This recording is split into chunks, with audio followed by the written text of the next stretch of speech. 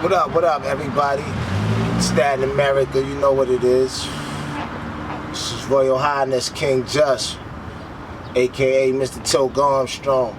Talk to me, it's good. I started out around 92. I came off with the Wendy Williams Top 8 joint. Shout out to Wendy. And from there, I moved on with the Warriors drum, Hey Ya Ho. You know, that was the claim to fame. People was loving it. I did a lot of other songs with other people, such as Escape from Sosodef, Do You Want To remix, Mac the Maniac, Chubb Rock, What Goes Up Must Come Down. What else? Who's the Man with Ed Lover, Todd One, and Biggie Smalls. 9, you know what I mean? 9 Commandments or something like that. It's a lot of joints, you know. I've worked with a lot of artists. Dropped the single out in Cali, you know, man. We went out to Cali to drop the single, The Warriors Drum, in '93. Shout out to the Baker Boys and all of that, you know what I mean? What else? E. Swift was on the album, Alcoholics. Produced some of the joints of the Mystic to the God album, which is, I think, certified platinum worldwide, man. Look that up, man. We out here still moving. Got the new project coming up, Best of Both Hood. Me and Pop the Brown Hornet, the Emperor Underground, you know. And we making some things happen. Up and coming projects with my man Fest Taylor, you know, Rise of the Lycans and shit. Got a new joint, you know, my boy the Youngin, you know. We making some moves, man, so we trying to put Staten on the map, man. Shout out to all the guys that's out there putting that work in, doing their thing. I see y'all out there, for real. Man, you know, Big was like a regular nigga, man. He loved to snap and shit. That was the funny shit. Me, him, C's, my man Rebel.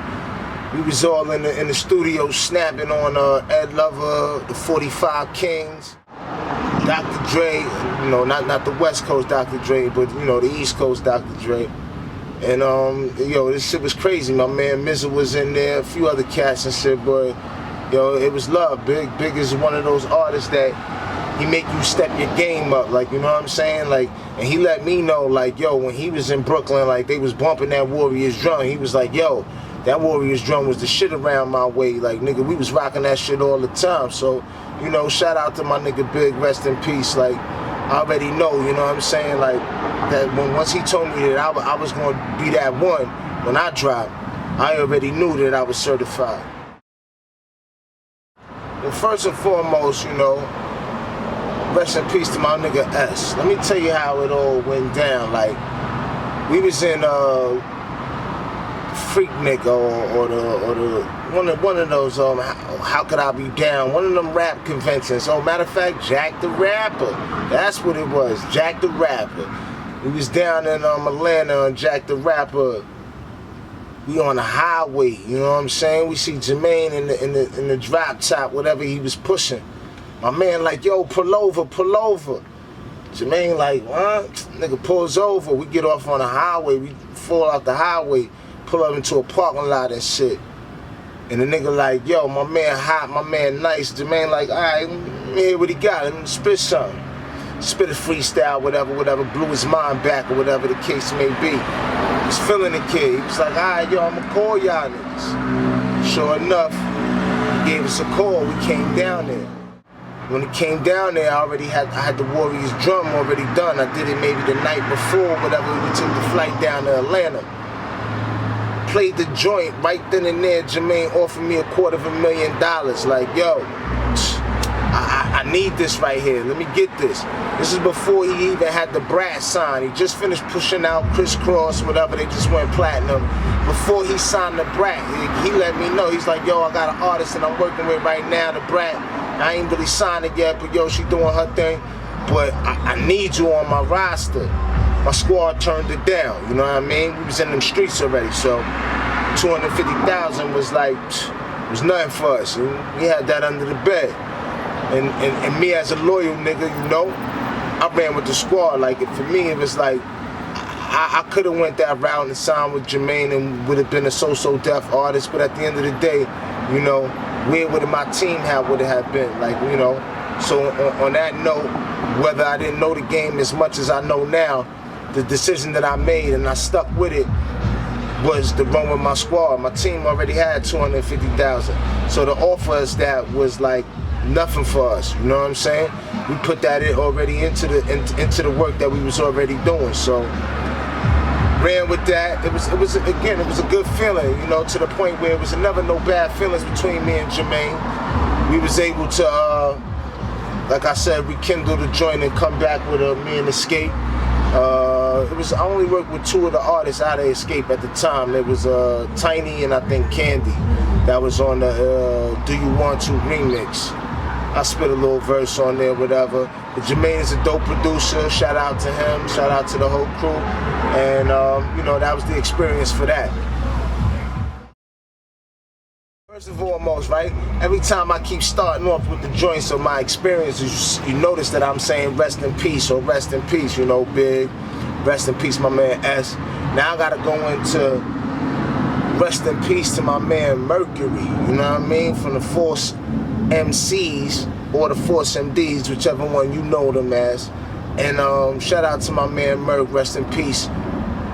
Again, he was another pioneer of hip-hop, of the culture that we live in, and he knew that I had the talent. We was rocking with him for a minute as far as the Black Fits. He was down with us, and he brought me around Pac. We went to Sharky's, that's Salt and Pepper's billiard club at the time, you know what I mean, pool hall. And you know, a lot of famous cats was there. Rest in peace, Heavy D, he was in the building. Bumpy Knuckles was in the building, Tretch was in the building, you know what I mean? Jersey definitely was in the building, you know, and niggas was out there, you know, niggas gambling, hustling, doing the things that, you know, niggas is doing at that time. We in the joint. Merc introduced me to Pac. Pac just finished shooting the movie Juice and shit in New York and shit, so he out there, we chilling, everything is love and shit. Pac was a real nigga, like, he wasn't one of those niggas, you know, that was on some stuck up or uppity shit, like, me and a nigga sitting back to back, he wasn't even fucking with nobody at the time, like, he like, yo, I'm fucking with you, you know, I had the loud, at that time, it was the fucking Hancock, but whatever, you know, so we was in the building with the nice, you know, the nicery, you know, the booger foot, as my man Lounge would say. And we burnt it down, we popping mo and shit, drinking back to back, and it was a good experience, like, you know what I'm saying? He wasn't no phony ass niggas. You could tell that he was a real nigga, one of them down to earth type of dudes, and I respect him for that. So shout out and salute to the G, rest in peace. We know, you know what I'm saying? Dudes like us, we still out here and still banging for you know, dudes like you who paved the way.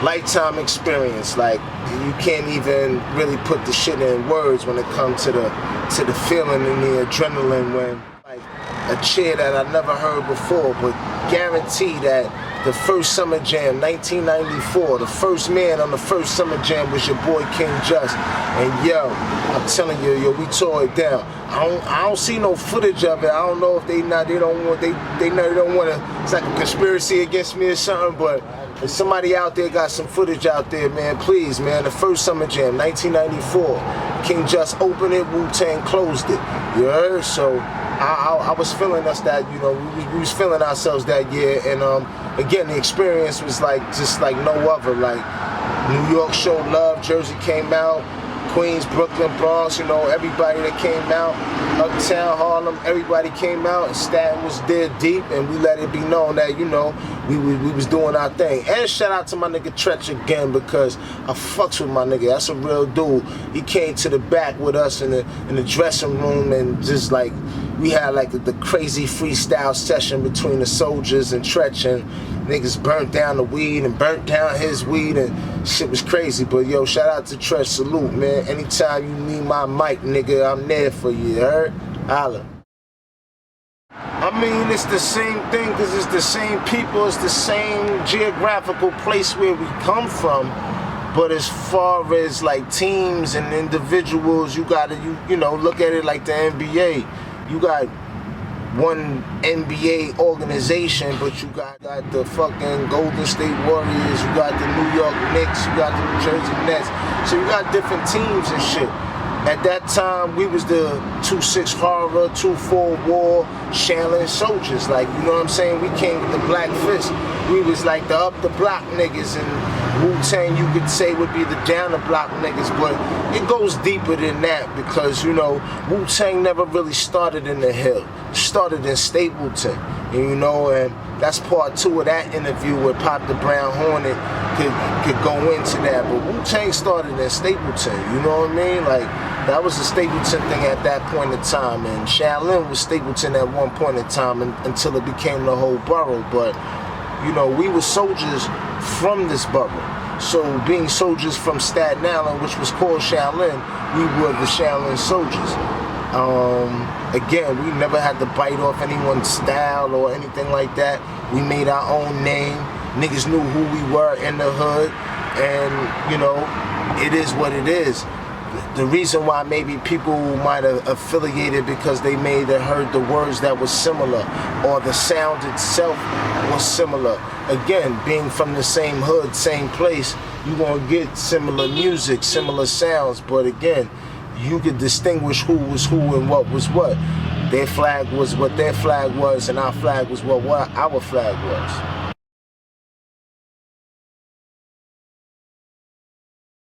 Yeah, you already know, I'ma say this much, man, like, Staten Island rappers, man, like, for real, I get it, it's always competition, everybody's always want to go against everybody, and, you know what I'm saying, see who's the best, and all of that other shit, I get it, I dig it, man, but real talk, we ain't gonna never get nowhere. It's like crabs in a barrel, man. It's like if dudes don't support each other, shit ain't gonna never happen, man. And I'm just gonna be honest with you. And I'm somebody who been on. I'm somebody who got records. I'm somebody who's been out there, you heard? So I'm telling y'all now, you gotta support each other.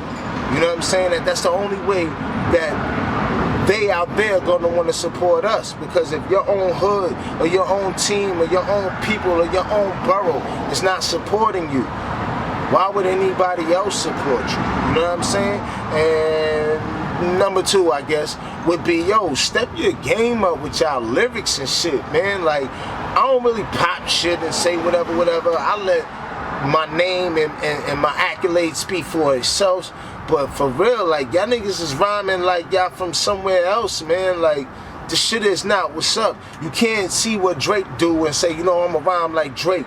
Or you can't see what, I don't know, Meek Mill's do and then want to be like Meek Mill's. Like, be yourself, nigga. Like, invent your own style, man. This is where I come from. Like, you couldn't bite another nigga's style.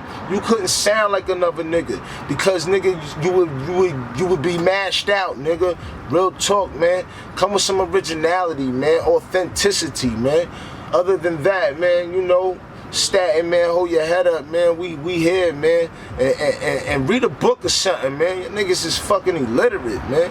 For real, man. Like, this is KJ talking to you, so, you know, I already know, man. I'm getting them books on y'all real hard and heavy. But, shout out to everyone that support King Just and the movement of the best of both hoods. Shout out to the Emperor. Shout out to my man Fest Taylor.